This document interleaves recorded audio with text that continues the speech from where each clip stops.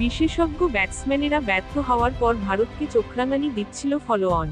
তবে দুই অলরাউন্ডার নীতিশ রেড্ডি ও ওয়াশিংটন সুন্দরের দৃঢ়তায় মেলবোর্নে বিপদ কাটিয়ে উঠেছে ভারত। তৃতীয় দিনের দ্বিতীয় সেশন পর্যন্ত ভারতের প্রথম ইনিংসের রান 7 উইকেটে 326। অবশ্য অস্ট্রেলিয়া এখনও 148 রানে এগিয়ে।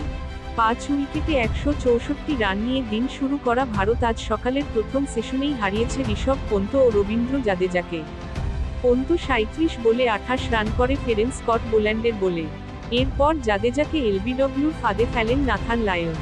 জাদেজার আউটের সময় ভারতের রান ছিল 221, ফলো অন এড়াতে দরকার তখনও 53 রান।